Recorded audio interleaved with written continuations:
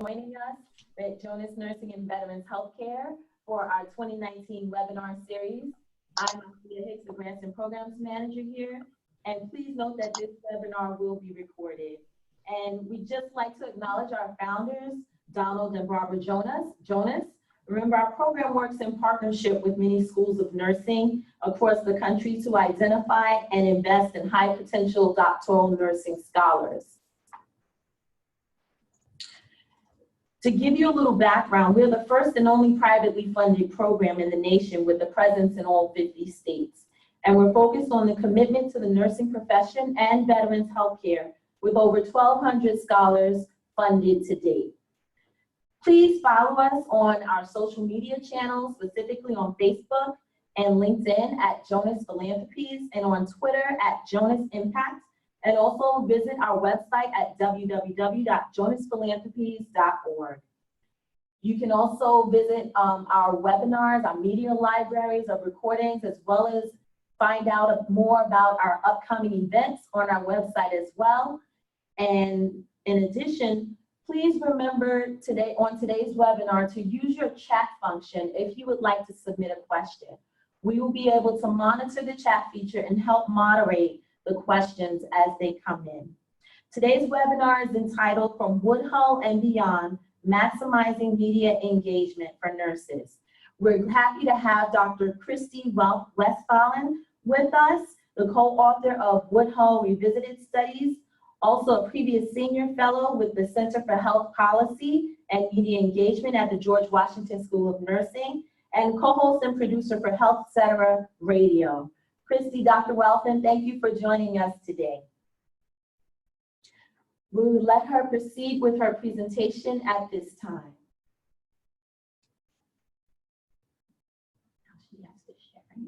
No, you're sharing. I stopped. Wait, Christy, you can bring up your screen. no, you're bringing it up. Okay, I'll bring it up.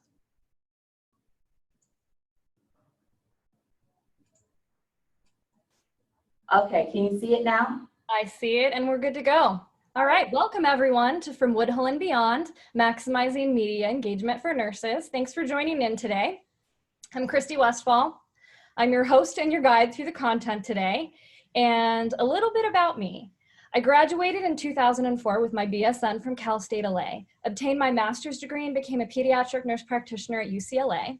I finished my PhD from the Hans School of Nursing and Health Sciences at the University of San Diego in 2018. And currently, I'm a T32 postdoctoral fellow in the Department of Bioethics via the Case Western Reserve University School of Medicine in Cleveland, Ohio. You might be wondering, okay, with that history, how did she get involved in media engagement? Why am I giving this lecture? I'm gonna tell you. So it started out in 2016, and I'll tell you the story a little bit later, with Barbara Glickstein at a media training. And from there, I joined Health Cetera, both as a co-host and a producer. At the time, we were doing radio and podcast mix. From there, I became a senior fellow with the Center for Health Policy and Media Engagement at the George Washington University School of Nursing, and served as co-investigator and co-author for both of the Woodhull Revisited or Woodhull II studies. Currently, I serve as a consultant and member of the health team at Cleveland's NPR affiliate IdeaStream.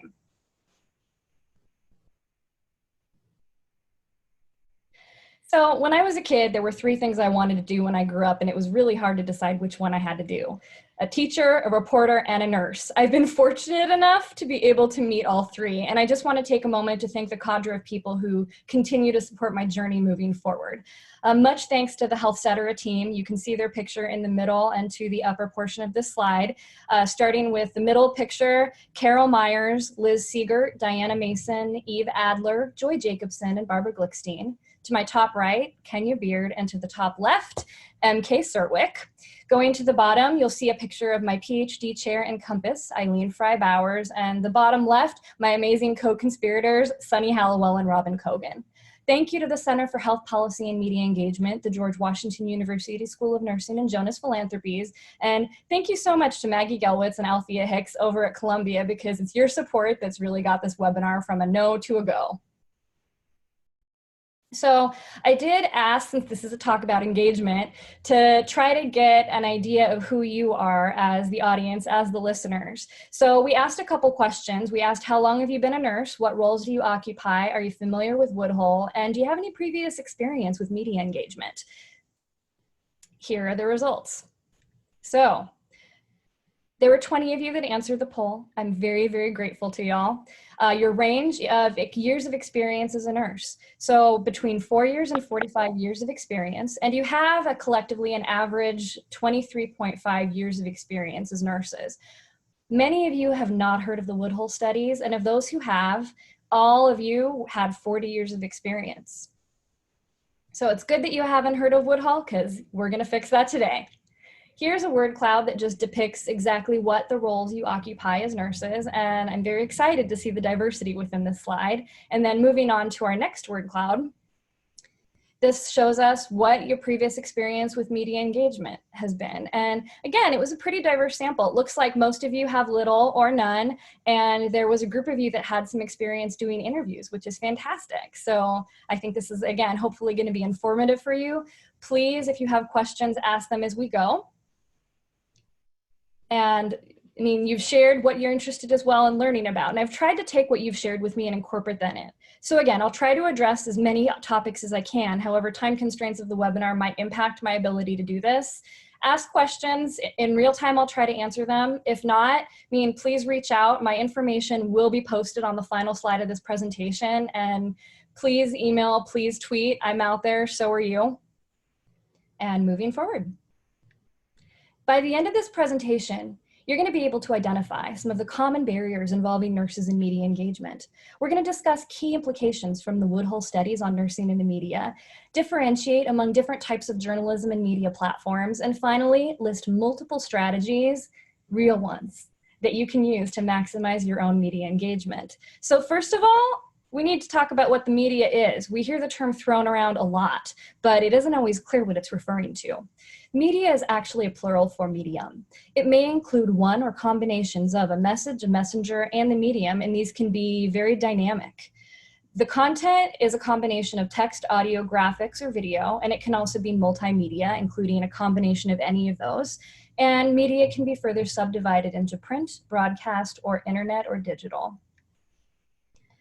So when I think about what the media is, I think collective communication with the means to reach and influence people. However, it's also important to remember that communication and journalism, they're not the same thing. Where exactly might journalism fit into all of this? The primary purpose of journalism is to provide citizens with the information that they need to be free and self-governing. So the function of news, it's to signal an event. The function of journalistic truth is interesting. It's different than what we might consider in terms of scientific truth or what we might consider in terms of nursing truth. Journalistic truth focuses on how to shed light on facts, explore connections among those facts, and forge a construct of reality that is accessible and actionable to the public. So I'm going to take a moment just to unpack a little bit about journalism. And I think these two quotes sum it up nicely. So why does the media need nurses, and why do nurses need the media? The first quote reflects a journalistic perspective. The people are cardboard. Their names and faces fit into a journalistic template. The quotes are often used as tools instead of being cast as part of a deeper conversation between the subjects of the story and the audience. So as I was running through my Twitter feed the other day, I came across this perfect tweet from Dr. Rachel Walker. She just sums it up so succinctly. She said, "One of the things I love about being a nurse scientist," and I think this is applicable not just for nurse scientists, but all nurses, and especially nurses in media. One of the things I love about being a nurse scientist is that everything nurses do starts with a person. Who is a person? Not a patient, not a disease, not a label. And it's person directed in the sense that we need to understand, what does health look like where you are right now? Nurses are the largest group of health professionals. There are 3.5 million RNs in the United States to the 800,000 physicians. That leaves at about a 3-to-1 ratio, and it's interesting. I mean, often nursing is considered the heartbeat or the pulse of society. If nursing is the pulse, journalism's the mirror. Nurses continue to struggle with lack of visibility and voice, despite our numbers. And if nurses are not part of the conversation about who we are and what we're going to do, Someone else is going to speak for us. So there are a lot of challenges in terms of media engagement, and I have this super embarrassing picture up here for a reason. This is a picture of my very first media interaction. I was pretty terrified. I was given a few minutes of warning that I'd be stepping in for my boss. He was a pediatric trauma surgeon and he was in the OR. And I would be presenting and representing Children's Hospital Los Angeles at a press conference on bicycle safety for children. I had confidence in my knowledge as a pediatric nurse practitioner, but I had no previous media training. And it was a little nerve-wracking. Interestingly enough, in the survey, most of what you shared in your word cloud results reflect many of the thoughts that I'd had right before I had to go on camera. And so here it is. Your barriers to media engagement via word cloud. And it looks like the majority of you, misinterpretation was the biggest concern. Also with taken out of context, which I think runs within a similar theme to that. And kind of the third biggest one up there looks like damaged professional image followed by performance anxiety. I get it. I felt all of those things. And here are a few other barriers to consider. I'm too shy. I don't do well under pressure. I am not an eloquent speaker. I don't have anything to say. I'm not the best expert. I think technology hates me. Media involvement places my job at risk. Media endeavors are a waste of my time because media does not equal academia, and I don't know the right people. I think one of the frustrating barriers that's come up a lot in just my circles have been, well, I'm just a nurse. What do I have to say? A lot. So I'm pleased to share this forthcoming comic by M.K. Serwick that will soon be published in the Shameless Feminist edition of WW3 Illustrated. In 1997, journalist and founder of USA Today, Nancy Woodhull, was concerned about representations of women in the media. She decided to study nurses. As a profession, nurses are 90% female and the largest group of health professionals in the country. Woodhull and her team looked at the use of nurses as sources in stories about healthcare. They found that nurses were used as sources in less than 4% of health-related stories in newspapers, weeklies, and healthcare trade publications. Although a patient realizes quickly how important nurses are, the media continues to ignore their role. And here we are, 20 years later with the Woodhull 2 study. It was 3 phases. The first phase dealt with replication of the original Woodhull study. Phase 2 is a qualitative investigation of journalist perceptions on barriers and facilitators involved in using nurses as sources. And phase 3 was an analysis of how schools of nursing use social media. So on May 18th, 2018, members of the research team presented the findings of our Woodhull 2 study for Nurses Week at the National Press Club in Washington, D.C. And spoiler alert, has anything changed from Woodhull 1 to Woodhull 2? Yeah, not so much.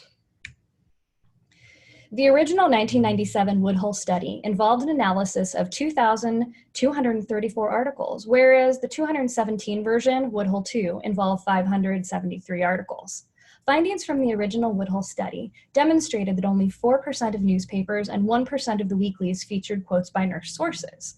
This did not change significantly in the Woodhull 2 study, which revealed that quotes by nurse sources were featured in 2% of the newspaper articles and 1% of the weeklies. Some of the main themes that we found from the nurse source quotes within the Woodhull 2 study involved quality, the nursing profession, and labor and workforce.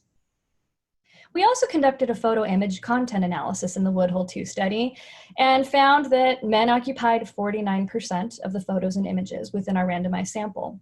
34% of the photos featured policymakers, 25% were pictures of families and patients, 15% were unidentified clinicians in white coats, and nurses, we were only identified in 4% of the photographs and the images. Phase 2 was the qualitative investigation of journalist perceptions on barriers and facilitators involved in using nurses as sources. We conducted a semi-structured phone interviews with key informants that lasted approximately 30 to 60 minutes.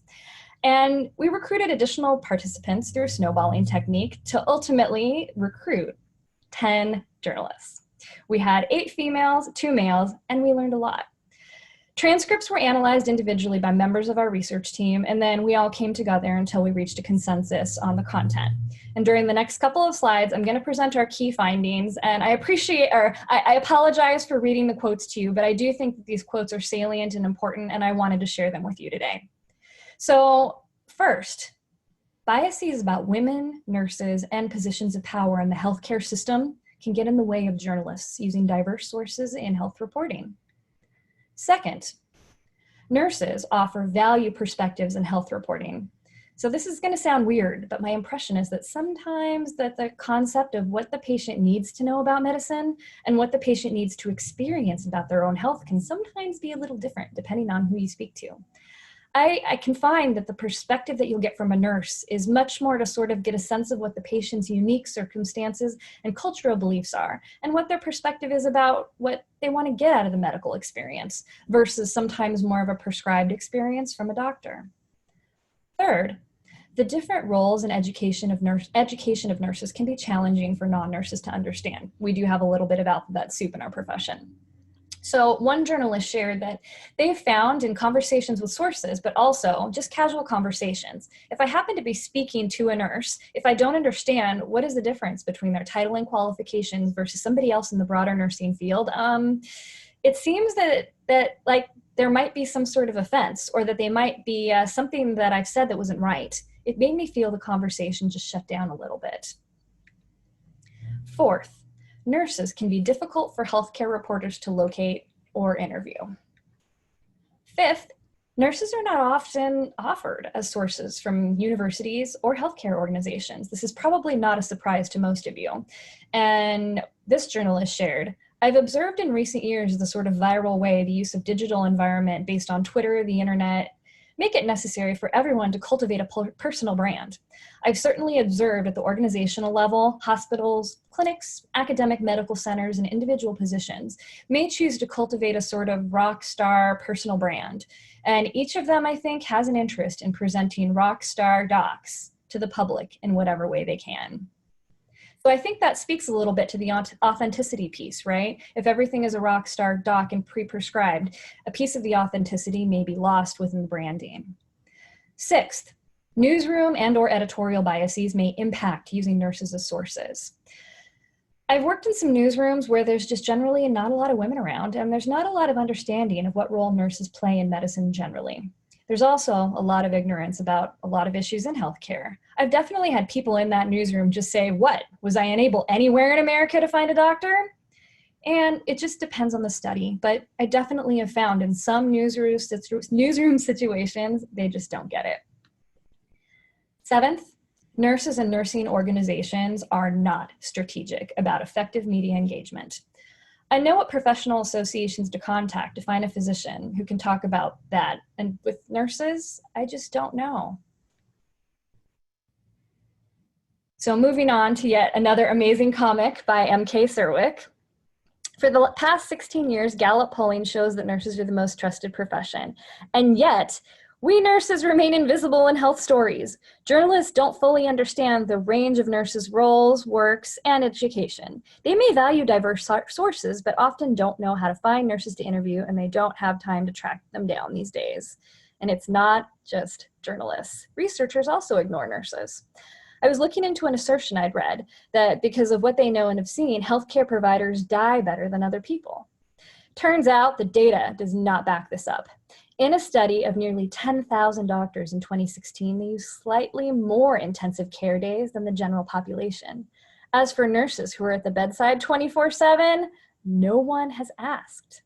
So what's to be done about this disregard for expertise of nurses? Well, there are a few things that might help. Media, reach out to a nurse as a source in your health stories, and nurses, make your experience known. Sometimes it seems that nurses perceive media engagement similarly to a trauma bay. As an ER nurse and nurse practitioner, I find my mind gravitating back to the ER often. So again, here's the trauma bay, anticipating the worst, just like media engagement could be, right? The trauma bay can sometimes be a bit messy. However, it's also dynamic, flexible, full of teamwork, and well-equipped to save lives. Here's the thing. High stakes environments can work out well, given resources, planning, and resolve. Media engagement may seem messy, but there are lots of tricks, tools, and teams that can help transform your stress to success.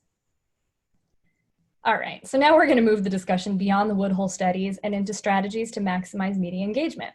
Classified media engagement into a framework based upon the exchange between the three principles of media and the audience. So your three principles are your message, messenger, and the medium. We'll begin by exploring the message.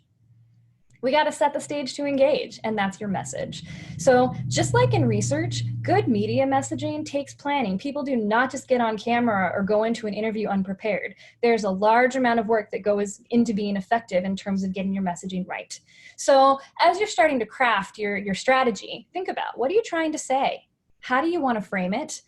Identify, explore, and refine it. You're going to start with your narrative, your story, but eventually you're going to need to titrate it down, interweave your facts in there, and make it clear and concise. Fourth, you got to plan your pitch and plan for your platform, and we'll talk more about platforms in a bit. And then dissemination. It's very important to know the audience that you're reaching because you want your frame to match your audience. I have a silly tradition with nurse media maven Barbara Glickstein that I just love. You notice the picture of us wearing glasses, and we've actually swapped glasses. Whenever our paths cross, we always swap glasses, and it's kind of symbolic in a way, not just in a Depeche Mode kind of song way. But first of all, it reminds me of how much we can learn by trying to understand the world from diverse perspectives, that it's really important to reflect on the Life Lab with friends, mentors, lots of different people.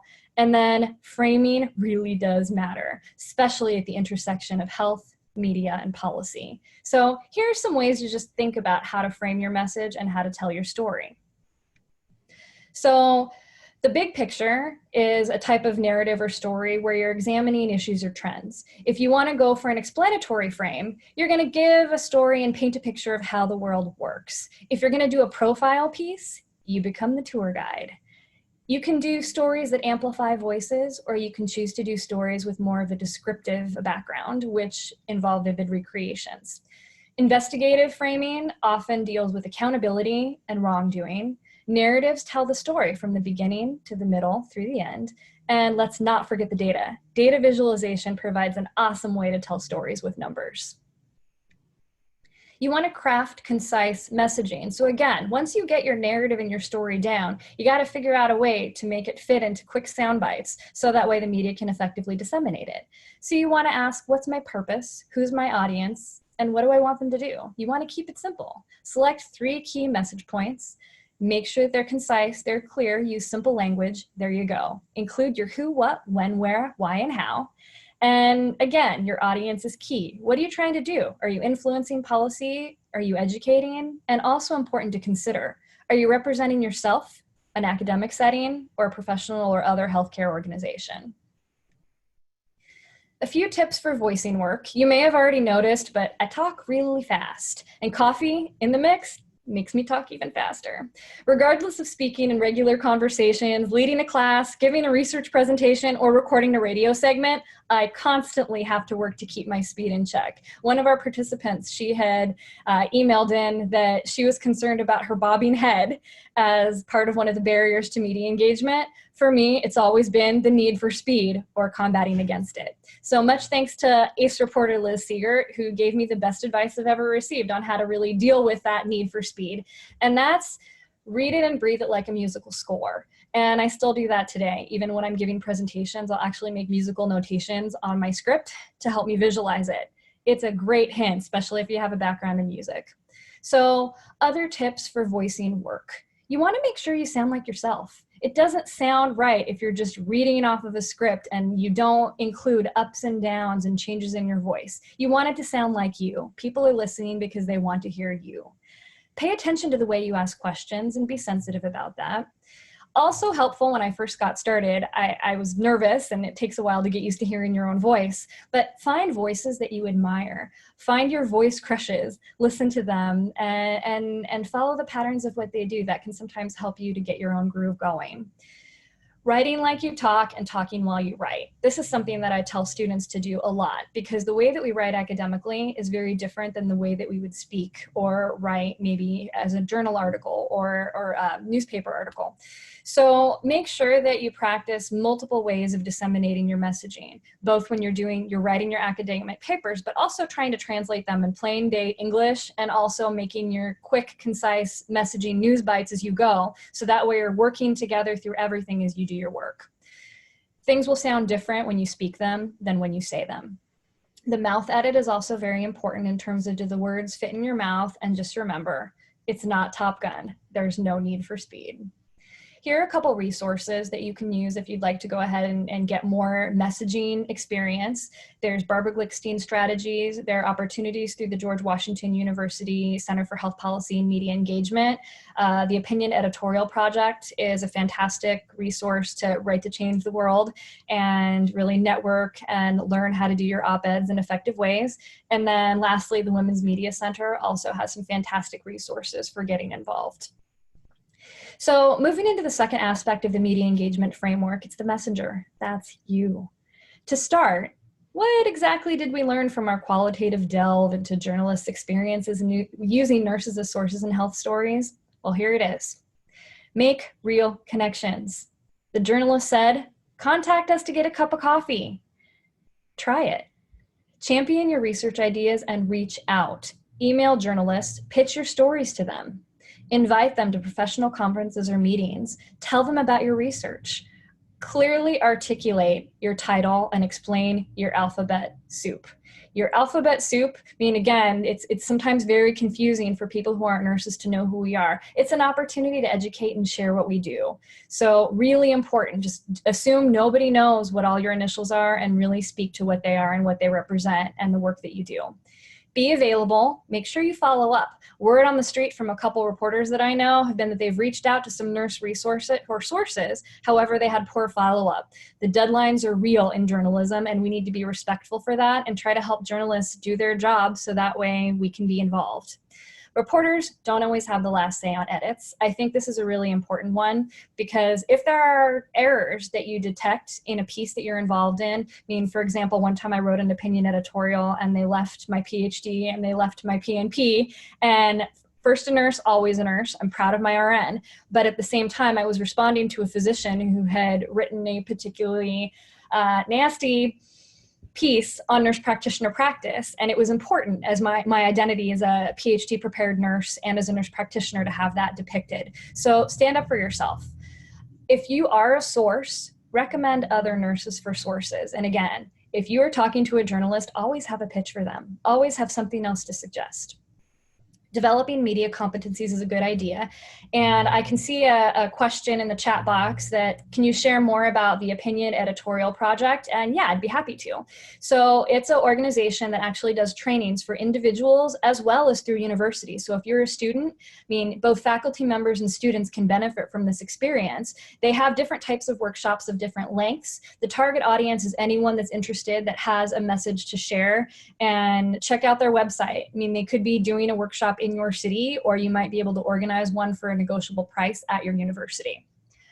And then my last nurses as sources finding from the Woodhull study is, again, we need to do outreach to universities, healthcare organizations, and professional organizations. They need to know that they can offer more than rockstar docs. They can actually refer nurses.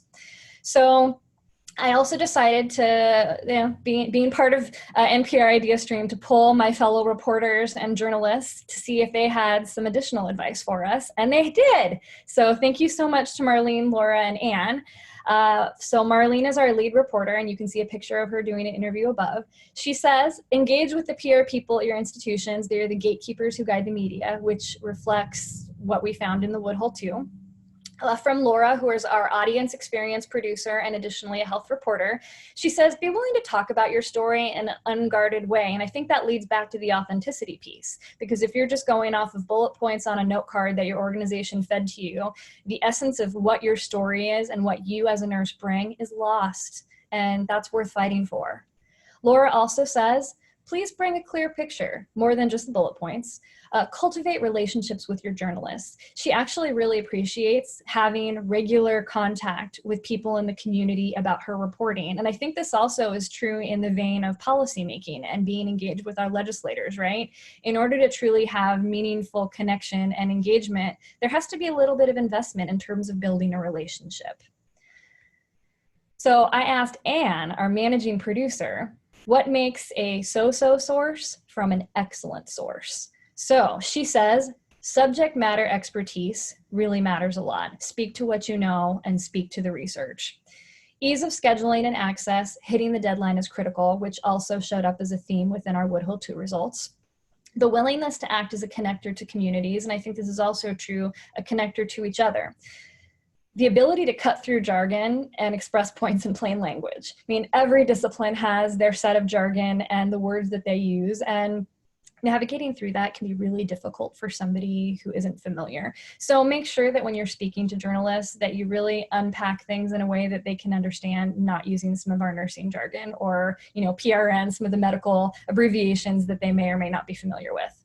And then understand that the relationship with the journalist, really important. Nothing is off the record unless it's specified in agreement. And I've had this come up when I've done interviews where people want to talk off the record, but that also has to do a little bit with the trustworthiness and the transparency of our reporting. So I think when you sacrifice identity, you lose a little bit of the authenticity and the truth to it. But I think there's also being the risks that we have in terms of employment, a slippery, kind of slope balance to consider there. But remember, nothing is off the record unless explicitly agreed on in advance, and sources are not typically given advanced copies of edits. This isn't like a peer review for a journal where you get feedback and you put it in. You give your information and then the journalists work with it. They present it to the editor, but it is not common practice for edits to be shared. So pitch your ideas, it works. Here's a recent example of how nurse scientist Kirsten Mangus applied her expertise, identified a gap, and successfully pitched a story to NPR. Google her story, check out her interview. So it's when a nurse is prosecuted for a fatal medical mistake. Does it make medicine safer? She did great, and I know you can too. So what does it mean to make your expertise known? Barbara makes this crystal clear in this amazing comic where she says, toot your own horn. But isn't it rude and annoying to brag? Well, if you do it in the right venue and bring others along with you, it's never bragging. It's how we get our voices heard. On social media, letters to the editor, more social media, news conferences, and interviews. So we've discussed the message, we've discussed you as the messenger, and now we're going to focus a little bit on the medium. So yes, nurses can be media shakers and media makers. There are really lots of ways to work at engagement, and I love this slide because it gives you a really nice, diverse group of types of social media things that you can use to really work with different types of audiences. But despite all those ways to engage, it's really important to set your strategy, but also be realistic with yourself. It's important to know your options. Know your options and know yourself. For example, my own personal media bias gravitates towards audio broadcasting, such as radio or digital media, such as podcasting. I tend to avoid television like the plague. I'm cool with that.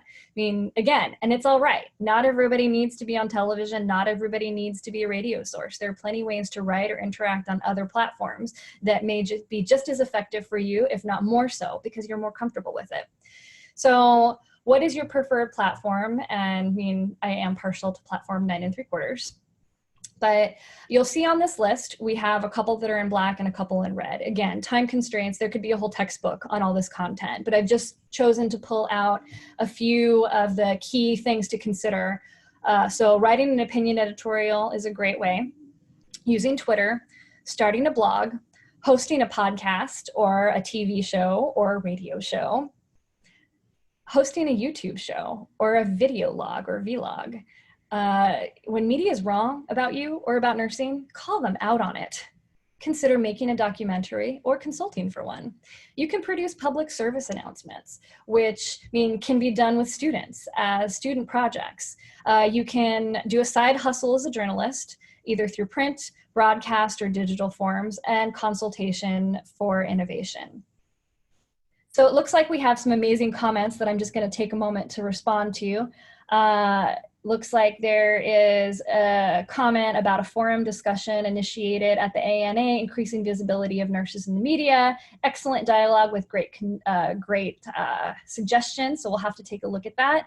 And then another awesome comment based on the ANA dialogue forum of increasing visibility and nurses in the media, and challenging pre-licensure BSN students to engage by writing a letter to the editor. So awesome, Stacy, thanks for sharing. And also thank you, Mary Lee, for your comment. So, all right, fantastic. We'll continue to move forth off of platform in 3/4 onto Thomas Jefferson.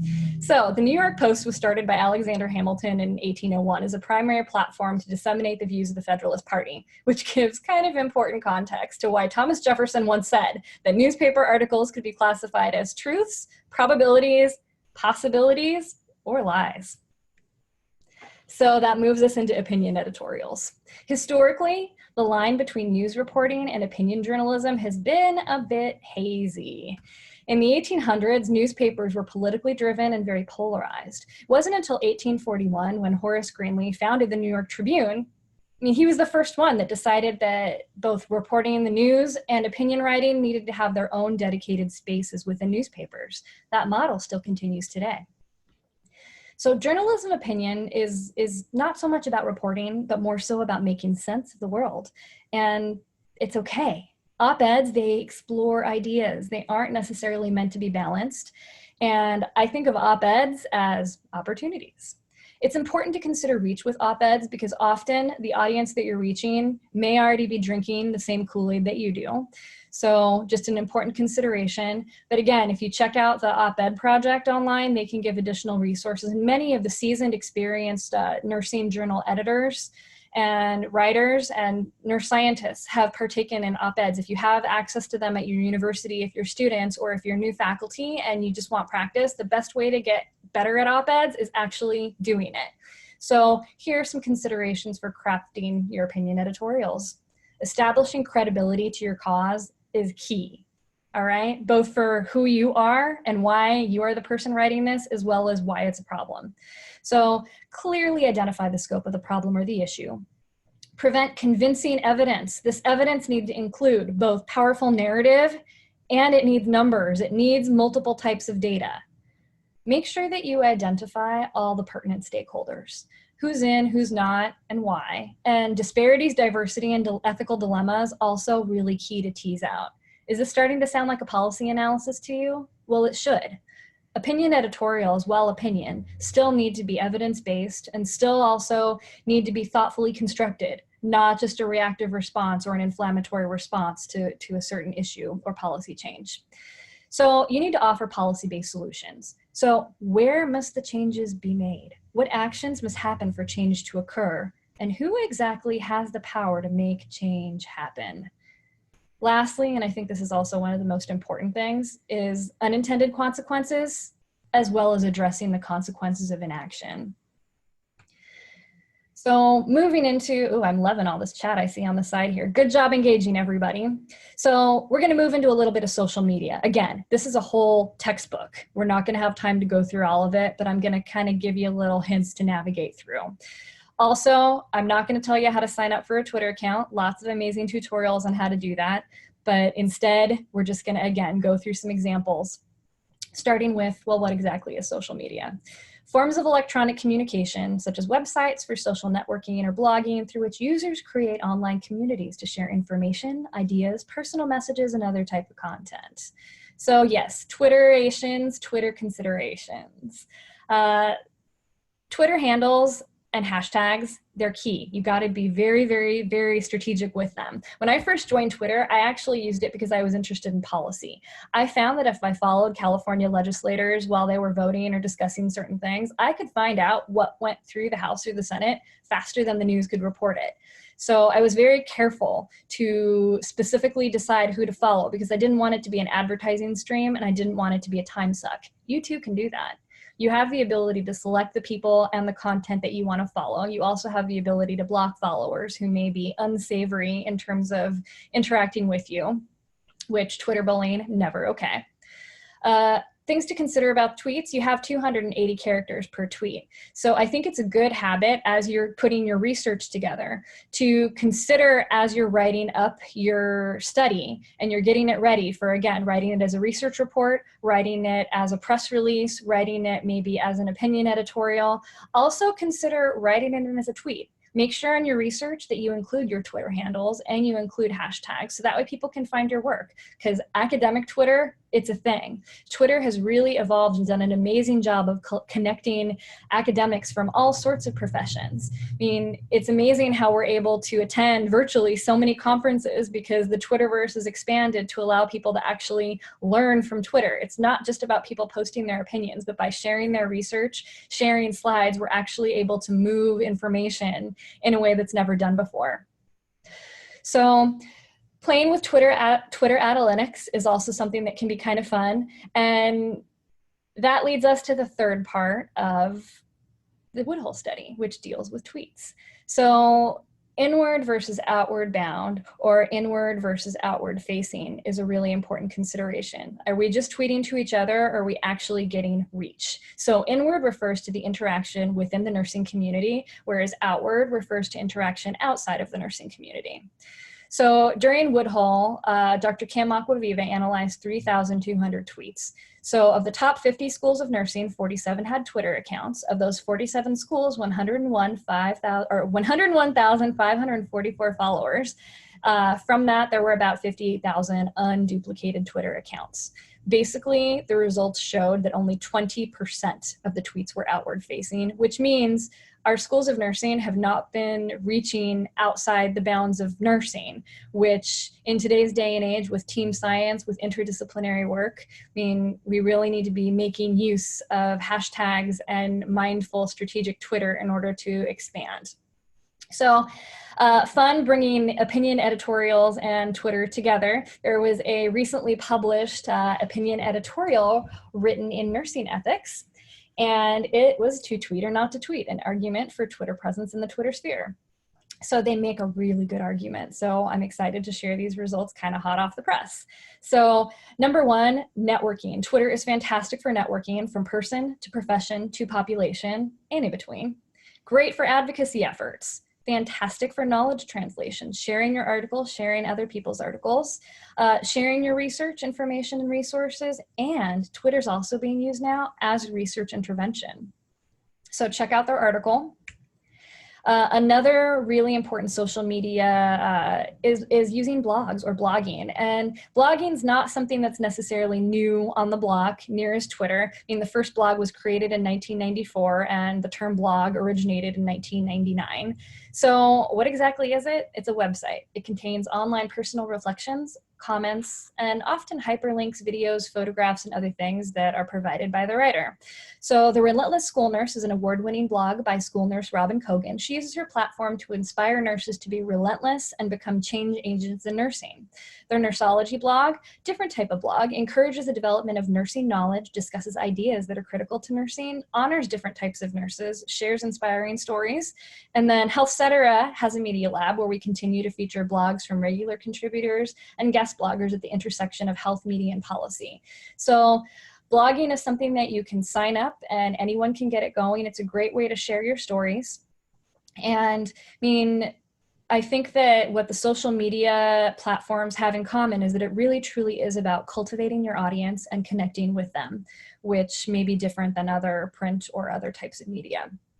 So moving on to audio broadcasting, radio, and podcasting. So a podcast, again, not new, just like Twitter and blogs, been around a while, but there's a lot of opportunities for innovation and for nurse voices to be showcased. The word podcast actually came from a combination of iPod and broadcast, which turned into podcast or pod. They're digital media files that can be listened to on computers or other portable audio devices. Think audio on demand. They're disseminated by downloading or streaming, and most radio today is also available as a podcast. When we did our Health Cetera segments, we did radio, but at the same time we recorded it, so it could also be used as a podcast. I think that one of the big differences between radio and podcasting is radio is often live, and audiences tend to be a little more forgiving of background noise or imperfections. Podcasting, a little bit more produced, a little bit cleaner. So yeah, podcast movement, it's been underway for some time. And podcasts are easy to make, easy to access, and they're relatively cost effective when compared to doing a radio or television show. There are multiple resources for learning how to produce your own podcast, and one of them is the annual Work It Women's Festival. So the challenge in podcast, again, involves reach. You got to know your audience and you got to know your niche. Few of my favorites are What the Health, Revisionist History, Freakonomics, Nurses and Hypochondriacs, M-, Serial, Health Connections, and yes, bias towards Health Cetera. Few considerations in the age of social media, because this is different than print media has ever been, or television or broadcasting. Makes me think of the difference between the Saturday specials we used to watch on TV when we were kids and now Netflix, where you can stream everything at once. So our digital social media age is characterized by three things. First, speed. Second, there's a predilection for commentary and quibble. There may also be a little bit of that in terms of political involvement, but I mean, because information can move so fast and everyone can have a say, that again has kind of created an interesting environment for discourse. Third, again, that open network. We do have more signals, but we also have more noise. And we think about this in research all the time in an evidence-based practice, right? I mean, we have this paradox surrounding the sheer amount of information and our ability to effectively sort it. And not to go all Stan Lee on you all, but with great power does come great responsibility, and the web can sometimes make things sticky. So some of the risks, and I'm not a big risk person, I much more tend to like to go with the positive health than the negative health, but I do think that it's important to know your institutional policies on social media use, follow them. A quick disclosure statement on your Twitter or other social media accounts, such as Views or my own, can be a helpful protection. Use common sense with the HIPAA stuff. If the alarm bells go off, if it seems like you're saying something you shouldn't, you probably should not. Use the strategies that work the best for you. Again, I'm a radio girl. TV, never been my cup of tea, but that's okay. You have to know what you're comfortable with and go with it. And then lastly, and most important, ask yourself, are the risks of engaging with the media more concerning to you than the price of staying silent? My greatest personal discoveries after my involvement in the Woodhull studies were that I wanted to learn more about the intersection between health media and public health, and to gain skills to produce media that will amplify visibility and voice for our patients and our profession. So upon moving to Cleveland for my postdoc, I pitched an innovative idea to NPR at Cleveland, Idea Stream, walked through the green doors, which you can see right there, and the adventures continue. And just to give you some real life examples about innovative ways that you can be involved in media, I'm going to share some of my adventures with NPR. So we do a lot with experimentation in health journalism, human-centered design, and community engagement. The things that I've been working on with the team are, is there a sweet spot to be found at the intersection of health journalism and public health? How can health reporting or health journalism impact our community and foster a culture of health within low-resource communities in Cleveland, particularly African-American communities? And how do we measure this in meaningful ways? So our first project was the Speak the Unspoken project. African Americans in Cleveland and nationwide experience more gun violence and more infant loss than white counterparts. All too often, their grief is borne alone and in silence. This series gives voice to the stories of those who are ready to talk. Not only were we able to share some powerful stories surrounding grief and loss in our local community, we were also able to highlight the complexity of grief and that recovery should not be lumped into a one-size-fits-all model. We were able to present this work across Cleveland at community watch parties, as well as with the Cuyahoga Department of Health. Another project that we did was a response to Euphoria. When this show came out, we had a lot of freakouts in our community about, oh my gosh, what are our adolescents doing? Are they getting into trouble? And we wanted to respond to that in a way that was evidence-based, but was also community engaged. So we created a community forum. And within it, we invited local experts to reflect on local results from the Youth Risk Behavior Survey, to debunk myths, unpack the evidence, and interact with the audience to explore solutions from within our community. It was a full house. One third kind of innovative way to bring nursing evidence and research together is a project that I'm producing. It is a participatory child health education podcast in partnership with NPR Idea Stream, Marion Sterling Elementary School, and Mrs. Simpson's 5th grade class. So our premise is to incorporate a framework grounded in community-based participatory principles, evidence-based health education content, and Ohio's ELA, which stands for English Language Arts Standards, in a podcasting health education project in which we're going to amplify students' health knowledge while also fostering presentation literacy skills. I will also tell you Ohio is the only state in the United States that does not have core curriculum for health education. And we're also going to be doing a journalistic piece side by side with a podcasting piece to see what we can do in terms of maximizing the capacity of health education in local elementary schools. So again, these are just some real life examples that you can really get creative. And I'm just so excited that you all are here and that we're talking about this, because in order to move forward and amplify the voice of nursing, we need to get creative, we need to get visible, and we need to get loud. So during this presentation, we've explored key concepts involving media engagement, and here's kind of the model in the making. The media is a collective communication with the means to influence society, and it includes the message, the messenger, which is you, and the medium. We have this interaction with the audience, and that's who you're trying to reach from person to population, and it may be all of those all at the same time. And then you have your media engagement, which I define as a dynamic process that involves multi-level exchanges between the audience and the media, and involves measuring change in audience awareness, knowledge, perception, and participation. So you may see a Mr. Slinky up there, and yes, there are definitely systems thinking applications here, and I have that Slinky up there purposefully as my nod to Donella Meadows. So we know that research shows that nurses are underrepresented in the media, and there are barriers to nurses engaging with the media. However, there are strategies to help us move beyond this. Transformative ones. And I have Mr. Potato Head up there because he's able to transform his appearance at will, which is pretty cool, and get creative. So first of all, and we've already talked about a lot of these, but this is kind of a sum up. So yes, you all can be media shakers, but if you don't want to be a source, you can be a media maker. So yes, interviews are fantastic. Continue to do them. Continue to encourage your colleagues to do them and mentor your students to be part of them. Television, radio, podcasting, social media interviews. Researchers, use social media to disseminate your research. It is not watering down your work. It's expanding your reach into other disciplines, which we need to get nursing research out there. Write a lot every day. Write print, write digital, write op-eds, write letters to the editor. Just write. It's another way to get your voice, our patients' voices heard. Draw. I've been fortunate enough to share MK's amazing work, but cartoons, graphic medicine, amazing ways to do media messaging. So if you've got skills in that department, use them. So one of the things that I find in my patient practice is that all my kids, when I ask them what they want to be when they grow up, is, well, I want to be a YouTuber.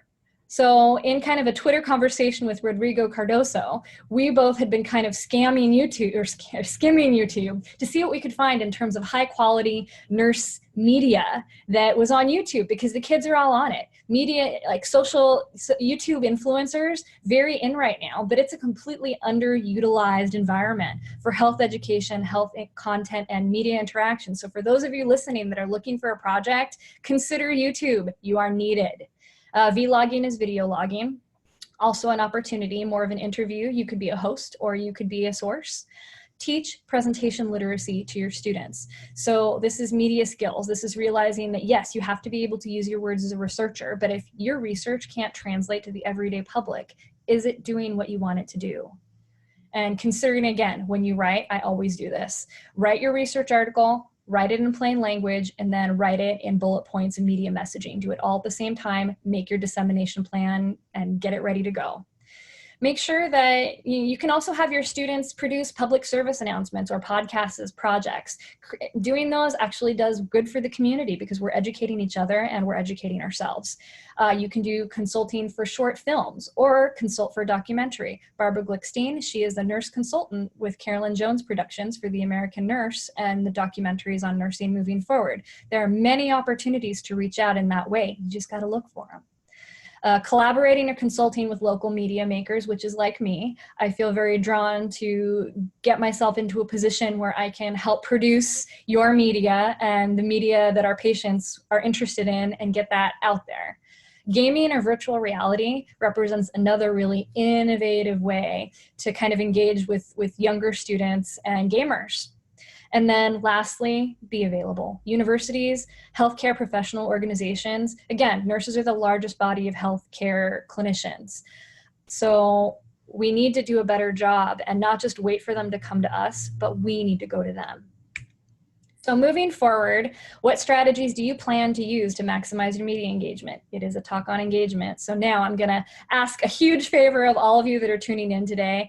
I wanna know, what are you gonna do now that you've learned a little bit about some of the findings of the Woodhull studies and some of the strategies that I've shared? So get your cell phones out, all right?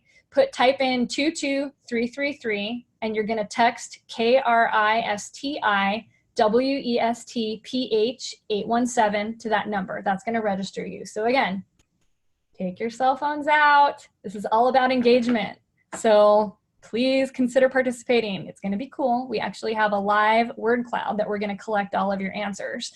So after you've registered, you'll get a text back to your phone that says that you're registered. And then you can text as many responses as you want from any of the content that we've talked about today. So we can make this word cloud, again, it'll reflect what your plans are. I'm very excited to learn, what you want to do moving forward. And yes, so I'm going to try to stall a little bit so everyone can participate. And also don't worry, after this presentation is done, you'll text leave in capital letters and it will not continue to harass you, I promise. Social media, it's your friend. This is a way to engage. All right, so moving on to our next slide. One more idea. We can also take a page or two from the founders of Ladies Do Comics, Sarah Lightman and Nicola Strayton. Panels of comic creators so often were all men, so Sarah and Nicola started raising their hands at the Q&As and asking them, where are the women? This simple strategy is effective and it's highly adaptable. Where are the nurses? So this is really putting myself out there. It's scary, Well, no more scary than anything else you did for the first time, especially as a nurse. How'd you face that? Well, as one of my favorite nursing school professors would say, you're scared and that's okay, but you do it anyway. And that applies to all of the work that we do as women, don't you think? So again, I'm hoping all of you are texting into the word cloud. So 22333 to participate in the poll. You can participate as many times as you want. I mean, using shorter words is better for the way that the word cloud will populate in. But yes, please send us your comments. And then moving on to the next slide. How does the future of nursing look to you? What do you have to say about it? And how will you say it?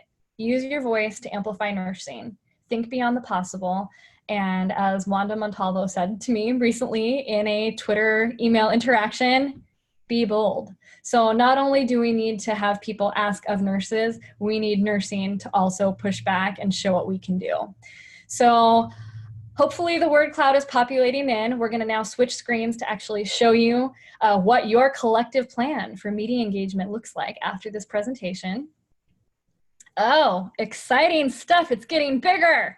All right, so it looks like everyone's feeling very motivated to write opinion editorials. I'm so sorry I didn't spend more time speaking on that today. Twitter, I like it. I hope to see all of you on Twitter very soon.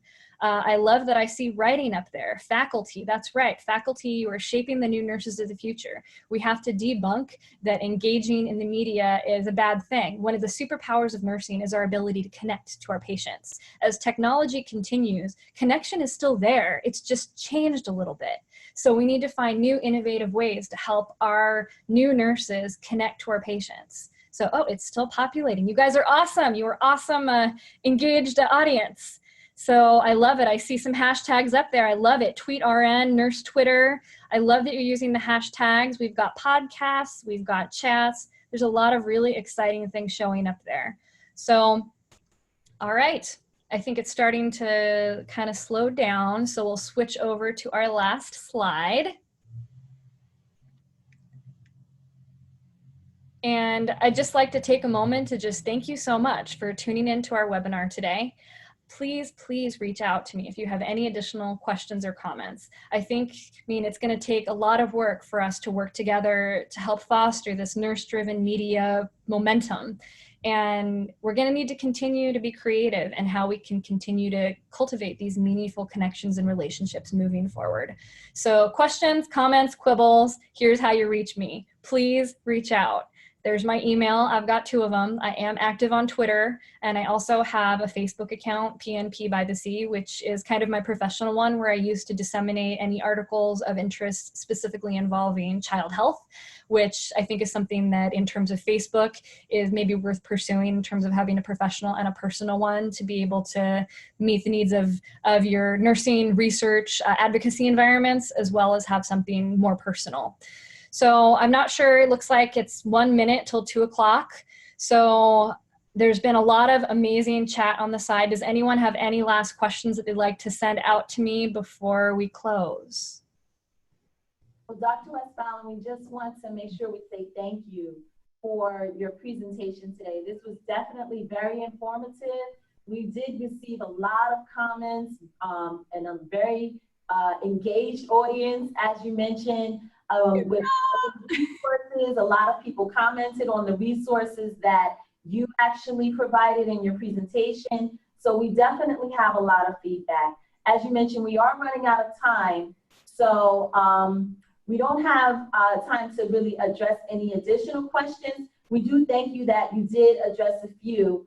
There was only one question that I did mention actually though that came up regarding the certifications, the alphabet soup that you referenced earlier. Is it necessary to include that when you list these in your publishings or your bloggings, or does it confuse journalists? What would you say, or how would you recommend handling that? I would say it's very important for us to show who we are and share the story. Our initials are an important part of who we are. We are all united by our RN, but we all have so many different and interesting, diverse roles and things that we do that I think that it's highly important for us to make sure that we do identify ourselves by our initials as nurses and being able to weave a story so journalists and the general public, they really know who we are and what we do. Mm-hmm. Thank you so much. I think that's a great point that you bring up. Really letting everyone know, you mentioned so many different areas of social media and it captures so many audiences. So that's a great point to really let everyone know that although we are united, as you mentioned, everyone is a nurse or an RN, there are so many different faculties and areas of interest within the area. On behalf of Jonas Nursing and Healthcare, Jonas Nursing and Veterans Healthcare, the signature program of Jonas Philanthropies, again, we thank you for your presentation today and your time. We thank you everyone for joining us today. This has been a great presentation. Remember, you can visit our media library at www.jonasphilanthropies.org to view the recording and get more information. Thank you all. All right, have a good day.